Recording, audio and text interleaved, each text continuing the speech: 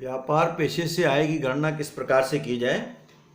पिछले लेक्चर में मैंने व्यवसायी जो लाभ हानि खाता बनाता है उसमें कौन कौन से आइटम प्लस माइनस करते हुए व्यापार अथवा पेशे से अंतर्गत आय की गणना की जाती है। इस प्रकार के क्वेश्चन को हल करने से पूर्व ये पहले प्रकार के प्रश्न जो इसके अंतर्गत पूछे जाते हैं उनके कुछ क्वेश्चंस को मैंने PDF फाइल में भेजा है, उनका स्पष्टीकरण आपको बता रहा हूँ। पहला प्रश्न है इसमें, कारण सहित बताइए कि निम्नांकित व्यय अथवा हानियाँ व्यापार या पेशे से आय की गणना करते समय स्वीकृत है या नहीं। मतलब पहला इसके अंतर्गत है 20,000 रुपये का व्यय न्यून साइन बोर्ड पर किया गया जो कार्यालय भवन पर उत्पादों के विज्ञापन हेतु लगाया गया। अब यह एक पूंजीगत व्यय होता है और पूंजीगत व्यय जो है वो अस्वीकृत माना जाता है पूंजी प्रकृति का होने के कारण। नंबर 2, अग्नि से 12,000 का माल नष्ट हो गया जो लाभ हानि खाते में डेबिट किया गया, तो यह एक व्यापारिक हानि है और व्यापारिक हानि स्वीकृत होती है। व्यापार चिन्ह या ट्रेडमार्क का दुरुपयोग यदि कोई व्यक्ति कर रहा है, हमारा कोई कॉम्पिटिटर है, तो उसके दावे की रक्षा के लिए हमने खर्च किया तो ऐसा व्यय पूरा पूरा आपका स्वीकृत माना जाएगा। चौथा है व्यापार प्राप्त करने के लिए दिया गया कमीशन 1,200 रुपये, यह सामान्य स्वीकृत व्यय है और स्वीकृत माना जाएगा। लाभांश वितरित करने के लिए बैंक से अल्प अवधि का अधिविकर्ष दिया गया जिस पर 15,000 रुपये ब्याज का चुकाया गया, यह भी एक सामान्य व्यय है और पूरा पूरा आपका स्वीकृत माना जाएगा। गत वर्ष में 18,000 रुपये मनोरंजन व्ययों के रूप में चुकाए, एंटरटेनमेंट एक्सपेंस पूरा पूरा अलाउड होता है इसलिए स्वीकृत माना जाएगा। व्यापार के लिए एक ट्यूबवेल की खुदाई 5,000 रुपये व्यय किए, पानी खराब और अपर्याप्त होने के कारण खुदाई बीच में ही समाप्त कर दी गई, यह एक पूंजीगत व्यय है इसलिए आपका कटौती योग्य नहीं है, it is not deductible. ABC limited द्वारा कर्मचारियों में परिवार नियोजन प्रोत्साहन हेतु 1 लाख रुपये पूंजीगत व्यय किए गए। अब किसी कंपनी द्वारा परिवार नियोजन प्रोत्साहन के लिए यदि पूंजीगत व्यय किया जाता है तो उसका 1/5 भाग प्रतिवर्ष स्वीकृत होता है, तो 1 लाख रुपये में से 20,000 स्वीकृत माने जाएंगे और 80,000 की राशि अस्वीकृत मानी जाएगी। एक वकील को या बाहरी व्यक्ति को अनुबंध का प्रलेख लिखने के लिए 2,000 रुपये की फीस दी गई, तो ये आपका डिसअलाउड माना जाएगा क्योंकि धारा 35D के अंतर्गत इसका केवल 1/5 भाग स्वीकृत होता है। नेक्स्ट है, गत वर्ष में आयकर निर्धारण संबंधी वैधानिक कार्यवाही पर 20,000 रुपये व्यय किए, यह एक सामान्य स्वीकृत व्यय है, धारा 37(1) के अंतर्गत पूरा पूरा कटौती योग्य होता है।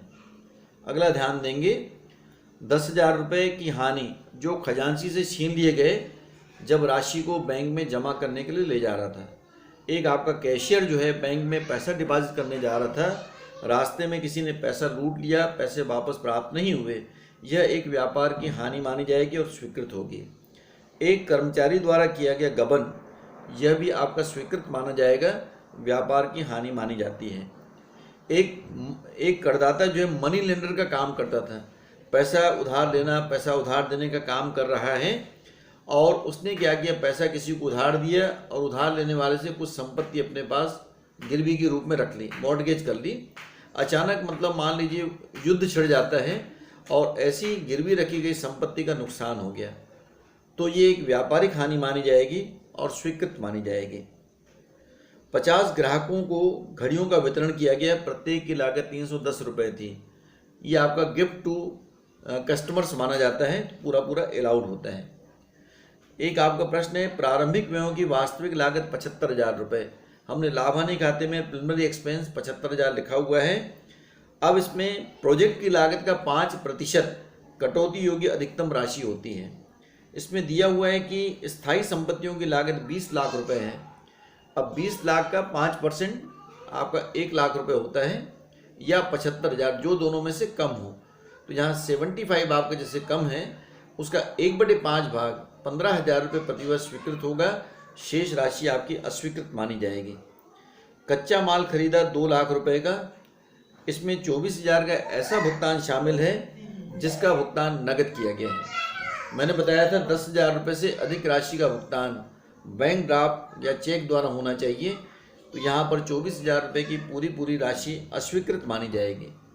वैज्ञानिक शोध पर आयगत व्यय 10,000 रुपये और पूंजीगत व्यय 1,40,000 रुपये किए गए। तो वैज्ञानिक अनुसंधान पर चाहे आयगत व्यय किया जाए या पूंजीगत व्यय, पूरा अलाउड माना जाता है। वैज्ञानिक शोध हेतु एक राष्ट्रीय प्रयोगशाला को अनुमोदित कार्यक्रम हेतु 42,000 का भुगतान किया। अब यहाँ पर मैंने बताया था राष्ट्रीय प्रयोगशाला का जो खर्चा होता है 150% की भारित कटौती मिलती है। खर्च मैंने 42,000 रुपये का किया है, परंतु कटौती मुझे 63,000 रुपये की इसके अंतर्गत प्राप्त होगी।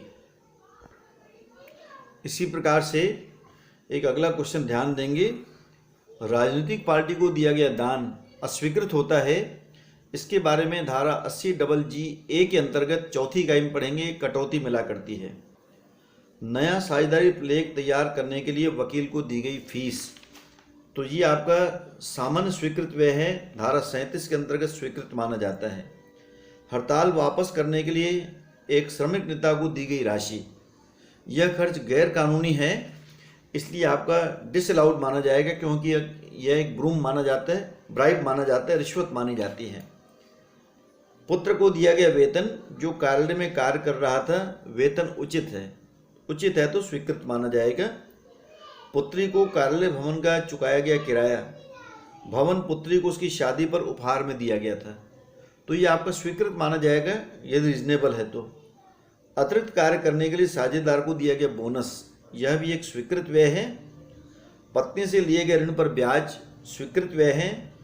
अपने मरीजों के लाभ के लिए डॉक्टरों ने मैगजीनों का चंदा दिया, यह भी एक स्वीकृत व्यय है। कार्यालय में वातानुकूलित यंत्र की वृहत मरम्मत पर व्यय, कोई भी रिपेयरिंग खर्च स्वीकृत माना जाता है। और गत वर्ष में व्यापार की शाखा बंद होने के बाद उसके संबंध में किए गए व्यय, यह भी एक स्वीकृत व्यय के अंतर्गत आता है। तो आज मैंने स्वीकृत अस्वीकृत व्ययों के बारे में कुछ एग्जाम्पल्स आपको बताने का प्रयास किया है। इसके बाद व्यापार पेशे से आय गणना कैसे करें, अगले लेक्चर में उसको हम कंप्लीट करेंगे।